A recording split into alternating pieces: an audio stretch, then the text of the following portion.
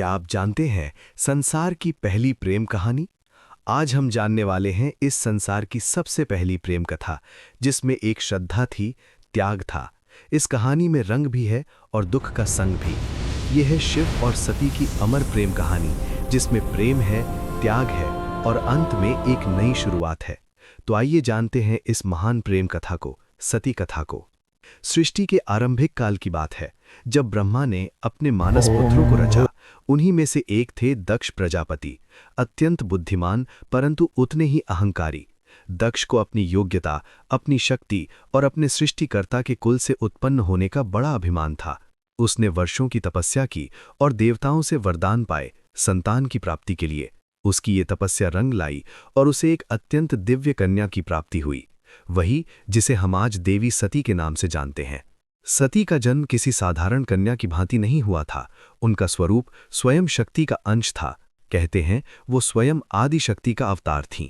दक्ष को अपनी पुत्री पर गर्व था, लेकिन साथ ही उसके मन में एक अभिलाषा थी कि वो अपनी इस कन्या का विवाह किसी महान देवता, किसी वैभवशाली राजकुमार या किसी प्रतिष्ठित गृहस्थ से करेगा। उसे ये कल्पना भी नहीं थी कि उसकी पुत्री का हृदय वहां बन चुका है जहां वैभव का कोई मोल नहीं, जहां वैराग्य ही आभूषण है, भगवान शिव। देवी सती बचपन से ही विचित्र स्वभाव की थीं। अन्य कन्याओं की तरह ना तो उन्हें श्रृंगार में रुचि थी, ना ही राजसी जीवन की भव्यता में। जब जब वो शिव की चर्चा सुनती, जब किसी ऋषि द्वारा शिव की महिमा का वर्णन होता, उनका हृदय गहरे भावों से भर उठता। शिव जो शमशान वासी हैं, जो मृग चर्म धारण करते हैं, जो भस्म रमाते हैं और सर्पों को आभूषण की तरह पहनते हैं, आम कन्याओं के लिए ये भय का कारण होता, पर सती के लिए यही शिव उनके अंतर मन में बस चुके थे। धीरे धीरे यह आकर्षण भक्ति में बदला और भक्ति प्रेम में। अब सती का एक ही लक्ष्य था, शिव को पति रूप में प्राप्त करना। पर यह मार्ग आसान नहीं था। जब दक्ष को सती की इच्छा का आभास हुआ तो वो क्रोधित हो उठा। उसकी आंखों में तो शिव एक जंगल में भटकने वाले योगी मात्र थे। उसने सती को समझाने का प्रयास किया कि वो किसी योग्य राजसी और सम्माननीय वर को चुने, पर सती अब निर्णय कर चुकी थीं। उन्हें किसी धन, वैभव या पद की आवश्यकता नहीं थी। उन्हें चाहिए था वो परम पुरुष जो संन्यास में भी पूर्ण है, जो मौन में भी संपूर्ण है। और इसी लक्ष्य के लिए सती ने आरंभ की कठोर तपस्या। पर्वतों की गुफाओं में प्रचंड वायु और वर्षा के बीच सती ने भोजन तक त्याग दिया। उन्होंने पृथ्वी पर बैठकर खुले आकाश में बिना निद्रा केवल शिव के ध्यान में लीन रहकर दिन, सप्ताह और महीनों का तप किया। देवताओं तक को आश्चर्य हुआ कि एक कन्या इतनी कठोर तपस्या कैसे कर सकती है। और जब उनकी तपस्या की अग्नि ने त्रिलोक को प्रभावित करना शुरू किया, तब अंततः भगवान शिव ने उनकी भक्ति को स्वीकार करने का निर्णय लिया। पर यह तो आगे की कथा है। अभी तो एक पिता के अहंकार और एक पुत्री के समर्पण की टकराहट शुरू हुई है। जहां एक ओर दक्ष चाहता है कि सती उसके राजनैतिक सपनों की सीढ़ी बने, वहीं दूसरी ओर सती हर सांस के साथ शिव का नाम जपा करती है। यही संघर्ष आगे चलकर एक भीषण अग्निकांड बन जाएगी। सती अपनी तपस्या में लीन थीं। उनका एकमात्र उद्देश्य था शिव की प्राप्ति।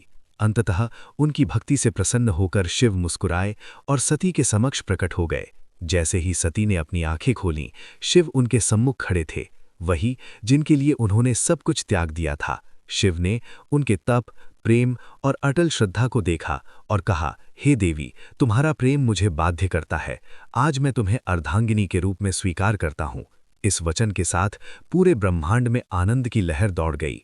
देवताओं ने पुष्प वर्षा की और फिर आया वो शुभ दिन जिसका साक्षी स्वयं ब्रह्मा, विष्णु और सारे लोक हुए, शिव और सती का दिव्य विवाह। शिव बारात लेकर स्वयं कैलाश से निकले, पर यह कोई साधारण बारात नहीं थी।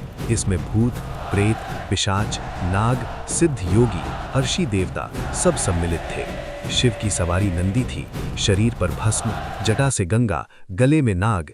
ये स्वरूप देख सभी स्त्रियां भयभीत हो उठीं, पर सती के चेहरे पर गर्व था। उन्हें अपने शिव पर गर्व था। शिव वैभव नहीं, सत्य का स्वरूप थे। वो विवाह का आयोजन राजसी नहीं, पर दिव्यता से भरा हुआ था। स्वयं ब्रह्मा ने मंत्रोच्चारण किया, विष्णु ने कन्यादान किया और समस्त लोगों ने इस मिलन का स्वागत किया।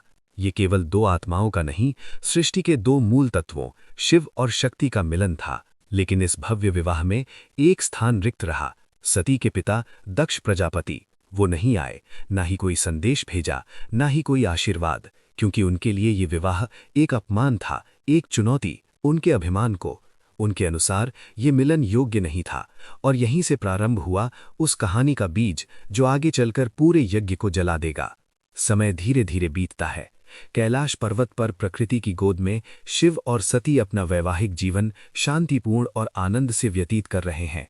कैलाश की गुफाएं, मंदाकिनी की कलकल धारा और बर्फीली हवाएं सब साक्षी थीं उस दिव्य प्रेम की जो समय और शब्दों से परे था।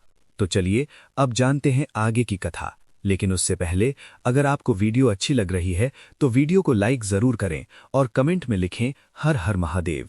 लेकिन इसी बीच एक और स्थान पर कुछ और ही चल रहा था। राजा दक्ष के मन में सती के शिव से विवाह को वो अभी तक स्वीकार नहीं कर पाया था। हर बार जब कोई शिव की महिमा का गुणगान करता, दक्ष की भौहें तम जाती। उसे लगता कि शिव ने उसकी पुत्री को अपनी योग्यता से नहीं, किसी छल से प्राप्त किया है। वो अपनी सत्ता, अपना रुतबा, अपनी श्रेष्ठता सिद्ध करना चाहता था, और उसी घमंड ने उसे एक विशाल यज्ञ के आयोजन की प्रेरणा दी। दक्ष ने यज्ञ का आयोजन बड़ी धूमधाम से किया। ऐसा यज्ञ जिसमें समस्त देवताओं, ऋषियों, सिद्धों और लोकपालों को निमंत्रण भेजा गया। ब्रह्मा से लेकर इंद्र तक हर कोई आमंत्रित था, परंतु एक नाम उसमें अनुपस्थित था, महादेव शिव का। ये कोई भूल नहीं थी, ये था दक्ष का जानबूझकर किया गया निर्णय। उसने शिव को निमंत्रण नहीं भेजा क्योंकि उसका अहंकार उसे ये स्वीकार नहीं करने देता था कि उसकी पुत्री ने उस योगी से विवाह कर लिया जो ना कोई राज्य रखता है, ना कोई वस्त्र, और जो शमशान का वासी है। दक्ष को लगता था कि शिव को यज्ञ में आमंत्रित करना उसके सम्मान के विरुद्ध होगा। जब यज्ञ की तैयारियां चल रही थीं, उसी समय सती ने इस आयोजन की बात सुनी। किसी ने उनसे कहा, माता, आपके पिता दक्ष ने एक महान यज्ञ का आयोजन किया है जिसमें सारे देव, ऋषि और ज्ञानी आमंत्रित हैं। वो तो आज पूरे ब्रह्मांड का ध्यान खींच रहा है। ये सुनकर सती का हृदय कांप उठा। उन्हें विश्वास नहीं हुआ कि उनके पिता इतना बड़ा आयोजन कर रहे हैं और उन्हें कोई सूचना नहीं मिली। कुछ समय तक वे चुप रहीं, इस आशा में कि कोई दूत आएगा, कोई संदेश मिलेगा। लेकिन जब स्पष्ट हो गया कि शिव और उन्हें जानबूझकर न बुलाया गया है, तब उनके भीतर कुछ टूट सा गया। एक और पुत्री का धर्म उन्हें पिता के यज्ञ में खींच रहा था, तो दूसरी ओर पत्नी का धर्म उन्हें शिव की मर्यादा का ध्यान रखने को कह रहा था। अंततः सती ने शिव से निवेदन किया, स्वामी, मैं उस यज्ञ में जाना चाहती हूं। शायद ये कोई भूल हो और मेरा जाना उस विघटन को रोक सके। शिव ने सती की ओर गहरी दृष्टि से देखा। वो जानते थे कि यह आमंत्रण विहीन आयोजन एक साधारण यज्ञ नहीं है।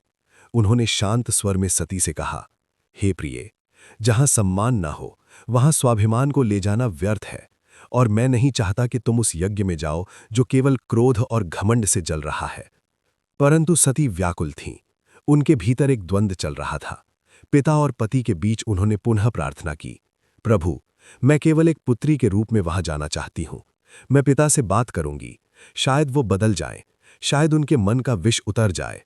शिव ने इस बार उन्हें अनुमति दे दी। सती ने कैलाश से विदा ली, अकेले, बिना किसी दूत या सम्मान के। वो एक बेटी थी जो अपने पिता से स्नेह की अपेक्षा लेकर जा रही थी, लेकिन उन्हें ज्ञात नहीं था कि उस यज्ञ में उनका स्वागत नहीं, अपमान प्रतीक्षा कर रहा था। सती जब यज्ञ स्थल पर पहुंची तो उनके मन में उम्मीद थी। उम्मीद थी कि पिता के नेत्रों में बेटी को देखकर कोमलता जगेगी, उनके मुख से स्वागत के शब्द निकलेंगे। लेकिन जब उन्होंने यज्ञ स्थल में प्रवेश किया तो सन्नाटा पसर गया। कोई स्वागत नहीं हुआ, कोई आसन नहीं दिया गया, जैसे वो वहां उपस्थित ही ना हो। वहां बैठे देवताओं की आंखों में असहायता थी। सती ने पिता की ओर देखा, धीमे स्वर में कहा, पिताश्री, क्या आप नहीं चाहेंगे कि आपकी पुत्री भी इस पावन यज्ञ में सम्मिलित हो? दक्ष ने ठंडी हंसी के साथ उत्तर दिया, पुत्री, जिस दिन तूने उस नग्न, भस्म रमाए, शमशान में विचरने वाले अवघड़ को अपना पति चुना, उसी दिन तू मेरी पुत्री नहीं रही। दक्ष का स्वर ऊंचा हो रहा था और उसके शब्द जैसे शिव के लिए विष से भरे बाण हों। ये सुनकर सती की आत्मा कांप उठी थी। ये केवल अपमान नहीं था, ये शिव के उस स्वरूप का तिरस्कार था जो समस्त सृष्टि का आधार है। वे और बोली, तुम सब यहां धर्म की बात करने आए हो, यज्ञ की बात करते हो, पर जिस शिव के बिना कोई यज्ञ संपन्न ही नहीं हो सकता, उसी शिव का तुम अपमान करते हो। फिर उन्होंने आगे कहा, जिसे तुम अवघड़ कहते हो वही काल का भी काल है। जिसे तुम शमशानवासी कहकर हंसते हो वही मृत्यु से परे है, और जिसे तुम भस्मधारी कहते हो वही भस्म से मोह को जलाता है। उनकी आंखों में आंसू थे, लेकिन स्वर तेज था, ऐसा तेज कि स्वयं देवता भी सिर झुका लें। सभा स्तब्ध थी, कोई उत्तर नहीं दे सका, लेकिन सती का हृदय अब टूट चुका था। उन्होंने कहा, जिस शरीर ने आज मेरे प्रभु का अपमान सुना है वो शरीर अब इस संसार के योग्य नहीं है। और वे सीधे यज्ञ कुंड की ओर बढ़ीं। वहां उपस्थित देवता उन्हें रोकना चाहते थे, पर सती अब कोई नारी नहीं थी, वो साक्षात अग्नि बन चुकी थी। उन्होंने अपने नेत्र बंद किए, शिव का स्मरण किया और अग्नि में कूद गईं। उनके चेहरे पर भय नहीं था, बल्कि एक शांति थी, एक समर्पण था जो पूरे यज्ञ मंडप को झकझोर गई। अब इस यज्ञ की अग्नि से वो तूफान उठने वाला था जो पूरे ब्रह्मांड को तबाह कर सकता था। कैलाश पर शांति थी, पर वो शांति तूफान से पहले की थी। जब भगवान शिव को ये ज्ञात हुआ कि उनकी अर्धांगिनी अग्नि में समर्पित हो गई, तो उनके हृदय में तूफान उमड़ पड़ा। आंखों में वेदना, मन में शून्यता और आत्मा में आग। ये वो शिव थे जिनका क्रोध ही प्रलय कहलाता है। शिव अपनी समाधि से उठे, अपनी जटाएं लहराईं, नेत्र रक्तिम हो उठे और सारा ब्रह्मांड कांप उठा। फिर अपने दोनों हाथों से अपनी जटाएं पकड़ी और उन्हें पृथ्वी पर पटक दिया। उसी क्षण पृथ्वी फटी और उस क्रोध की ज्वाला से प्रकट हुआ एक रूप, भयंकर, तेजस्वी और अजेय, वीरभद्र। वीरभद्र कोई सामान्य योद्धा नहीं था, वो शिव के विकराल रूप का अंश था। उसका शरीर अग्नि जैसे दिद्यमान था, आंखों में प्रतिशोध की ज्वाला, हाथ में तलवार।